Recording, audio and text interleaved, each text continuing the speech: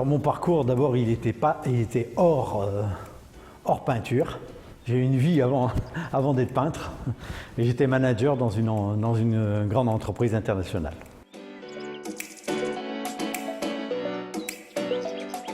Quand j'étais môme, j'étais attiré par les odeurs de la peinture.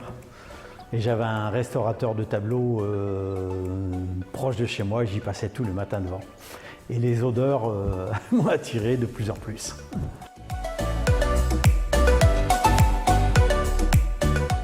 Alors une première influence, c'était un peintre impressionniste, Émile Noireau, qui a travaillé longtemps dans la région où je suis né. Et donc il y avait beaucoup d'œuvres visibles dans cette petite ville. Et voilà, c'est lui qui a inspiré tous mes débuts. Je l'ai beaucoup copié au début et puis ensuite je m'en suis libéré comme toujours.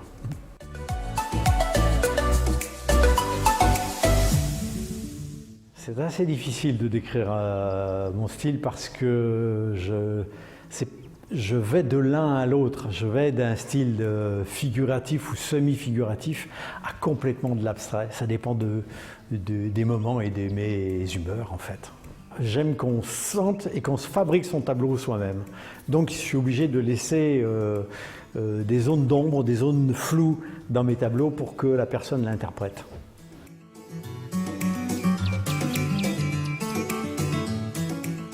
Toujours, et c'est très particulier, je démarre par choisir une couleur. C'est-à-dire je ne sais pas si je vais peindre une mer, un paysage, de l'urbain, je n'en sais rien, mais j'ai une couleur en tête. Et souvent c'est la nuit que me vient cette idée. Je veux peindre un bleu un peu comme ceci ou comme cela, et c'est à partir de là. Et tant que je n'ai pas travaillé sur ma palette et que j'ai obtenu cette teinte, je ne peux rien produire. Par contre, une fois que c'est parti, je commence à griffonner ma toile. J'aime beaucoup travailler sur la toile parce qu'il y a de l'élasticité. Et même chose pour le choix des peintures, j'aime bien travailler à la peinture à l'huile parce que oui, j'ai l'impression que c'est un peu mou, ça rebondit et c'est ça que j'ai besoin. J'ai besoin que la couleur ou la matière réagisse à ma façon de travailler. Donc c'est là-dessus. Maintenant, je pratique aussi la peinture sur d'autres supports, comme pour la peinture sur vitrail où on va travailler sur verre ou sur plexiglas maintenant.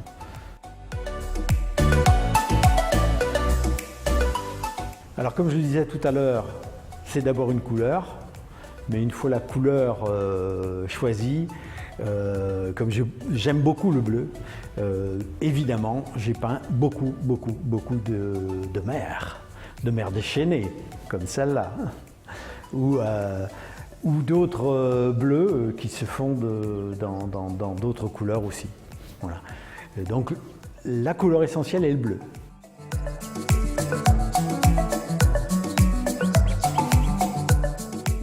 Alors oui, il y a un thème, on ne trouvera pratiquement jamais de personnages dans mes peintures, jamais de bâtiments, en tout cas pour l'instant. Donc c'est toujours des éléments de la nature. Donc c'est ça qui me motive et qui me fait sourire. Et donc j'essaie de retranscrire ça.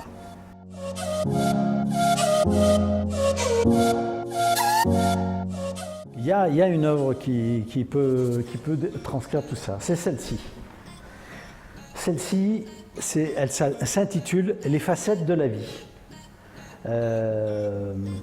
J'ai voulu, peut-être de manière un peu prétentieuse, mettre en peinture toute une vie. Donc dans une vie, il y a plein de couleurs différentes. Il y a la joie exprimée par les jaunes, il y a la tristesse exprimée par les noirs. Et cette peinture-là, elle est en relief, elle est en 3D. Donc si on pose le doigt dessus, il y a des épaisseurs qui sont faites en plexiglas, parce qu'une vie n'est pas lisse. Donc dans celle-là, on retrouve une peinture sur toile classique, peint au couteau et à l'huile, puis ensuite une toile qui a été résinée et sur laquelle j'ai déposé des petits morceaux, des facettes de plexiglas. Donc celle-là, elle résume un peu toutes mes techniques et mon savoir-faire.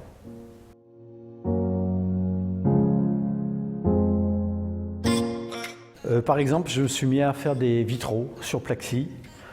Donc j'ai dû utiliser des peintures adaptées qui adhèrent naturellement au plexiglas, comme par exemple la peinture sur vitrail. Alors pour moi, l'artiste, il a une fonction, c'est d'évader, de faire évader le monde entier. La vie est trop dure, trop cruelle, trop noire. Et les couleurs de l'artiste, et les ambitions des artistes doivent les faire rêver, quoi. Qu'ils restent eux-mêmes, qu'ils restent eux-mêmes. Alors certes, il faut acquérir les bases avant de se produire, sinon on peut montrer des choses qui ne se reflètent pas le talent en devenir, mais il faut rester sincère. Et il faut poursuivre dans sa voie, dans sa technique, et l'améliorer, l'améliorer, l'améliorer.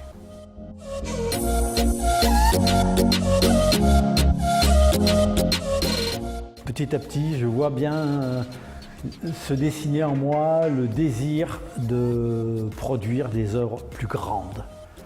Alors ça sera peut-être difficile de convaincre le public, mais voilà, l'année dernière j'ai fait cette grande toile. J'ai un projet d'une toile de 5 mètres de long maintenant. Donc voilà, j'ai besoin de me confronter à une difficulté plus grande, parce que la surface est plus grande, mais pour avoir un rendu plus intime avec ce que j'ai dans le ventre.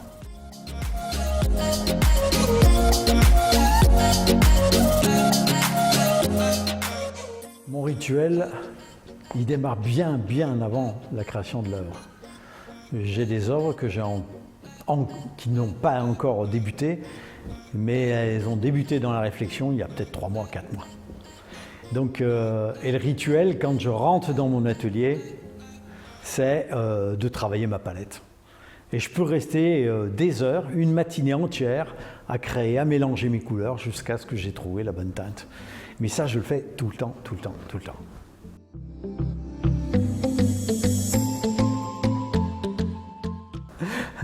Alors cette œuvre serait peut-être, en tout cas pour l'instant celle-là, pour montrer donc dans l'intergalactique ce qu'il y a de beau dans la mer sur notre planète Terre.